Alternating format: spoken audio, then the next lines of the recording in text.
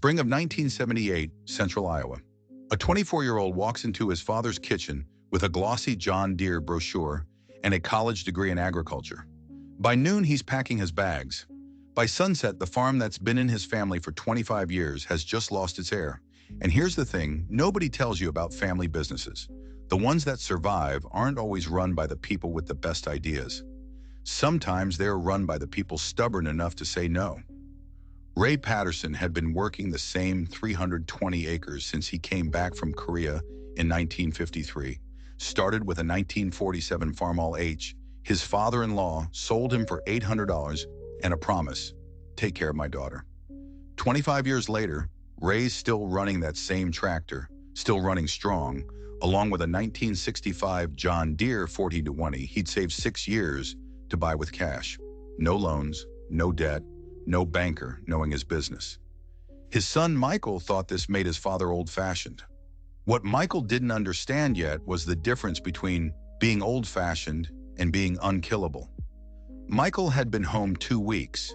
2 weeks of watching his father work on equipment older than disco, older than color television, equipment that belonged in a museum according to his professors at Iowa State. Saturday morning, he couldn't hold it in anymore. He spread that brochure on the kitchen table like he was presenting evidence in court. Ray was sitting there working on a carburetor, hands black with grease, not looking up. Michael starts his pitch. The 40-120 is 13 years old. The Farmall is over 30. We need to upgrade.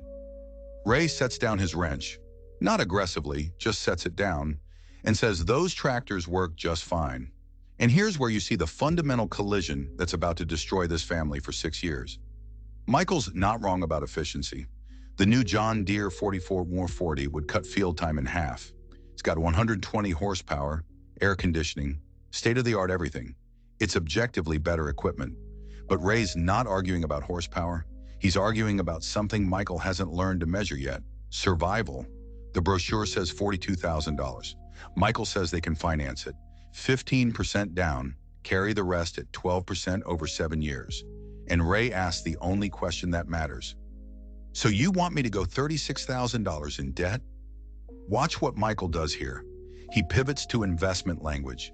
Extra capacity, lease the Morrison place, another 200 acres. The numbers work. This is fresh from college thinking, the kind of thinking that sounds sophisticated in a classroom, but can kill you in real life. Ray's response is perfect. The numbers work until they don't.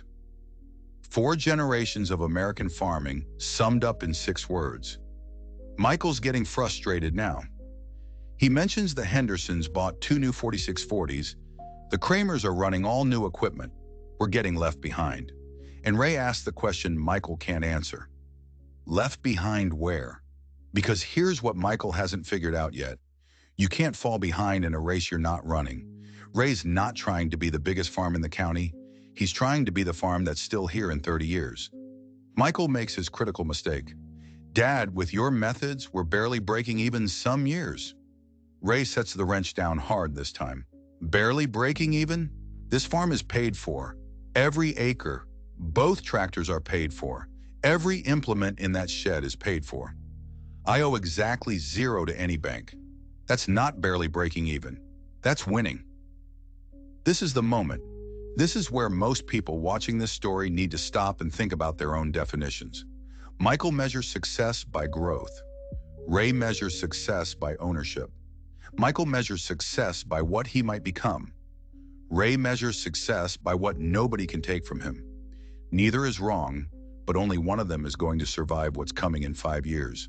The 1980s farm crisis that will destroy 40% of American farms. Michael's not done. He plays his trump card, because that's what successful farms do. They expand, they invest, they leverage their equity to build something bigger. Leverage. That word. Ray walks to the window and tells him about his grandfather. Had 400 acres in Nebraska. Beautiful land. Went into debt buying new equipment in 1929. Thought he was building something bigger. Bank took it all. Every acre. Died 10 years later working another man's farm for wages.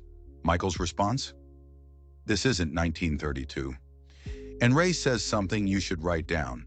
No, it's not. But debt works the same way it always has. You owe the bank owns you.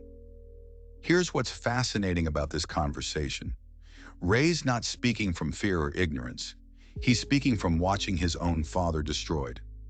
Michael's speaking from education and ambition. Both are valid sources of knowledge, but only one of them has paid in blood. Michael calls it old thinking. Ray doesn't deny it.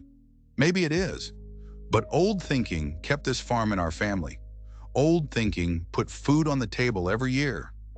Old thinking sent you to college without $1 of debt. Notice what Ray's doing. He's not defending old thinking as superior. He's defending it as survivable. The argument escalates. Michael says it's his time now, his generation does things differently. Ray asks if that's what they taught him at Iowa State. Go into debt. Michael fires back with modern farm management, asset optimization, growth strategies. Dad, you're sitting on 320 acres of paid-off equity and running it like it's 1955. And Ray's jaw tightens because that hits different when your son says it. 1955 put you through school. But Michael's locked in now. He didn't spend 4 years in college to come back and farm with a 30-year-old tractor. And Ray says the thing that ends it, nobody's making you farm with anything. Silence, the kind that changes everything. Michael stands up. What's that supposed to mean? And Ray, still holding that carburetor, delivers the line. Means if you can't farm without a $42,000 tractor, maybe you can't farm. This is the nuclear option.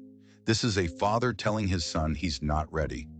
Not because he lacks education or intelligence, but because he lacks understanding. Michael's response is predictable. So that's it? Your way or nothing? And Ray says yes. My way is the only way on this farm. When it's your farm, you can make your own decisions. When will it be my farm? When you're 80? Ray's answer is careful.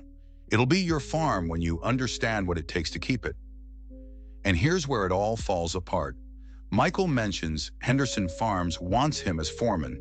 They're running a real operation. New equipment, modern methods, professional management. Ray doesn't blink. Then maybe you should take it. The kitchen goes silent. Michael stares at his father. You're serious. As a heart attack. You want to go work for Henderson? Go work for Henderson. Think about this moment from Ray's perspective. He just told his only son to leave. His heir. The whole point of building this farm. But Ray understands something about teaching that most people never learn. Sometimes the only way to teach wisdom is to let someone gain it through pain. He can't make Michael understand. Michael has to pay for that understanding himself. The conversation ends with Michael saying the Hendersons will dominate the county in 10 years, and Ray responding he'll probably still be here running that 30-year-old Farmall. Michael shakes his head and leaves. 3 weeks later, Sarah, Ray's wife, comes out to tell him Michael took the Henderson job. Starts Monday, they're putting him in charge of their new equipment division. Ray's response, good for him. And he means it, not sarcastically, actually means it, because Ray knows something the audience should understand. You can't protect people from their own education. Michael has to learn this the expensive way. Sunday comes. Michael stops by. The conversation is careful, formal. Michael explains he'll be managing their expansion. 4 new tractors doubling their acreage. Ray nods. Doesn't argue. Michael leaves. Ray keeps farming. Now here's where the story accelerates. 1979. Interest rates start climbing. 1980. They're at 15%. 1981. Prime rate hits 21%. This is important context. In 1978, when Michael wanted to borrow at 12%, that seemed reasonable. By 1981, farmers who borrowed in the late 70s are drowning. Their debt payments have nearly doubled. Corn prices haven't. This is the trap Ray saw coming, not because he's psychic, but because he'd watched it destroy his father. The math is brutal. You borrow $36,000 at 12%. You pay $512 a month. You can handle that. Rates jump to 21%. You're paying $810 a month for the same tractor. Meanwhile, corn drops from $3.50 to $2, $40 a bushel. You're making less and paying more. This is how generational wealth evaporates. Henderson Farms is expanding through all of this. They're borrowing big, leveraging everything, buying land at peak prices. Michael's right there in the center of it, managing their new equipment. He's making good money. He's doing what his college professor said to do. He's executing the growth strategy perfectly. And he's building a house of cards in a windstorm. 1983, commodity prices crash, land values drop 40%. Suddenly, every farm that borrowed against inflated equity is underwater. They owe more than the land is worth. Banks start calling loans. This is the farm crisis that will destroy thousands of operations. 1984. Henderson Farms collapses, not slowly, fast, 6 months from profitable to bankrupt. $20 million in assets, all of it leveraged. Bank takes everything, every tractor, every field, every building. Michael watches an empire crumble because it was built on borrowed money during a temporary boom. He doesn't call his father, can't bring himself to. But one evening he drives out to the farm, finds Ray changing oil on that same 40-20. They don't talk about Henderson, they talk about the weather, the crop. Nothing important. Michael asks if they need help. Ray asks if Michael's busy. Michael says not particularly. Ray hands him a wrench and points at the Farmall. Needs a tune-up. That's it. That's the reconciliation. No apology, no, I told you so. Just a wrench and work to do. Michael comes back the next day, and the next. He's not officially working there. He's just helping out. Ray pays him in meals and the occasional $20 bill. 6 months pass. Michael's learning what his father was trying to teach him in 1978. The difference between efficiency and resilience. The difference between growth and survival. The difference between impressive and sustainable. One evening, they're in the machine shed. Michael says it straight. You were right. Ray doesn't gloat, doesn't even look up from the bearing he's packing. I was cautious. Caution looked like being right this time. Might not next time. Think about that response. Ray's not claiming wisdom. He's claiming survival bias. He survived because he was conservative, not because conservative is always correct. This is deeper than Michael expected. Ray continues, your instinct wasn't wrong. Growing makes sense when growing works, but you gotta be able to survive when it doesn't. 1985. Michael officially moves back. He's 31 now, not 24. The difference shows. He works equipment his father's age without complaining. He learns maintenance, he learns patience, but most importantly, he learns the question Ray always asks. What happens if this goes wrong? Not can it work, but what happens when it doesn't? This is risk assessment at its purest. Every decision measured against worst-case scenarios. It's not pessimism, it's preparation. They farm that same 320 acres, same old equipment. But something interesting happens. Michael starts seeing what his father sees. That Farmall's not just old, it's simple. Simple means fixable. Simple means you don't need a computer technician. Simple means low operating costs. The 40-20 is not just outdated, it's paid for. Paid for means flexibility. Paid for means bad crop years don't destroy you. Michael's education is inverting. Everything they taught him about optimization is being replaced with understanding about sustainability. 1991, Morrison Farm goes up for sale, 200 acres adjacent to their land. Michael brings it up over dinner. He's learned how to have this conversation now. Doesn't push, just mentions it. Ray's interested. They walk the land. Good soil, fair price. They could buy it outright. They've got $60,000 in the bank. Ray asks Michael what he thinks. Michael's answer shows how much he's changed. Only if we can pay cash. Only if it doesn't put us at risk. Only if we're doing it for the right reasons. Ray asked what the right reasons are. Michael's response, because it's good land, because it'll be here for the next generation, because we can afford it without borrowing a dime. They buy the Morrison place in December, pay cash, $58,000. Bank's happy to take it. Spring of 1992, they plant 520 acres with that same old equipment. Takes longer, but they get it done. That Farmall H is 44 years old now, still running. Ray's 72 when he hands Michael the deed. They're in the machine shed. Ray just finished changing oil on the 40-20. Hands Michael the paperwork. It's yours now. All 520 acres paid in full. Michael takes the deed, looks at it for a long time. I won't let you down. Ray's response is important. You already made me proud, son. You came back. You learned. You built something that'll last. Notice what he values. Not that Michael succeeded, but that Michael came back after failing. That's the real test. Years pass. The farm stays small by modern standards, but it stays. Other operations grow, borrow, crash. The Hendersons are long gone. The Kramers too. The progressive farms Michael talked about in 1978, most of them are owned by banks now or corporate agriculture. The Patterson farm, still there, still in the family, still debt-free. That Farmall H still runs. Michael tells this story at a Farm Bureau meeting. Room full of young farmers, most of them drowning in equipment debt. One asks how they compete without GPS guidance, variable rate planters, modern technology. Michael smiles, same smile his father used to give. Compete at what? Growing corn? We grow plenty. Making money? We're profitable every year. Staying in business? We've been here 70 years. But here's the punchline. The year Henderson Farms produced 1 million bushels of corn, know how much they kept? None. Bank took it all. They were growing corn for their creditors, not themselves. This is the insight that college never teaches. Production means nothing if you don't own the results. Michael tells these young farmers, growth is easy. Any fool with a banker can expand. Wisdom is building something that lasts, something you own, something nobody can take. He shows them a photograph. His father in 1978 standing next to that Farmall H. Tells them about the $42,000 John Deere he wanted to buy. His father's refusal, his own departure, the Henderson collapse, his humbling return.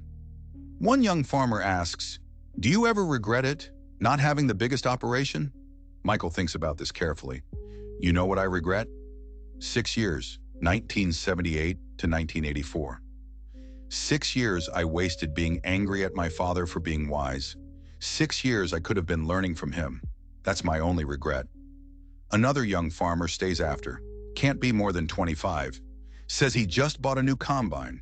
$180,000? The payments are killing him. Asks what Michael would do. Michael looks at him straight. I'd sell it. Take the loss. Learn the lesson cheap while you're young, because that combine's going to teach you the same lesson one way or another. Either you sell it now and lose $20,000, or you keep it and lose the farm. The farmer says that's harsh. Michael nods. That's reality. Debt doesn't care about your dreams. It only cares about payments. And payments come due whether the crop's good or not. That Farmall H sits in the shed today, 77 years old. Still runs when they start it. Michael's grandson is 12, learning to drive on it. Same as Michael did. Same as his son did. The paint's faded. Seat's been recovered twice. Some gauges don't work, but the engine fires every time. It'll run another 70 years if they take care of it, and it'll keep teaching the same lesson it's taught for 3 generations. Here's what you need to understand. Success in farming, in any business really, isn't about how big you grow. It's about whether you're still here when the growing stops. Ray Patterson understood this in 1978. Michael learned it by 1984. Most farmers never learn it at all. They chase growth until growth consumes them. They chase efficiency until efficiency prices them out. They chase modernization until their debt load makes them too rigid to survive bad years. The Patterson farm survives because it can absorb shocks. Bad crop year? They're not making loan payments. Equipment breaks? They fix it themselves. Prices crash? They're not over-leveraged. This is what Ray was trying to teach Michael with that carburetor in the kitchen. It's not about the tractor. It's about understanding that in farming, surviving the bad years is more important than maximizing the good years. Good years take care of themselves. Bad years break you. Michael learned this lesson the expensive way. 6 years of his life, 6 years of relationship with his father, 6 years watching an empire collapse. But he learned it. That's what matters. And now he's teaching it to the next generation. Not through lectures or brochures, but through a 77-year-old tractor that still runs because someone took care of it. because someone understood that lasting beats growing every single time. So when people ask why the Patterson farm runs old equipment, why they haven't expanded to 5,000 acres, why they're not leveraging their equity, the answer's simple. Because they understand something most people don't. The goal isn't to be the biggest farm. The goal is to be the farm that's still here, still working, still owned by the family, still making the decisions. That's winning. Everything else is just noise. Hit that like button if you think there's wisdom in this approach. Comment below. Would you have taken your father's advice or left like Michael did? And subscribe because I've got more stories about people who learned expensive lessons you can learn for free.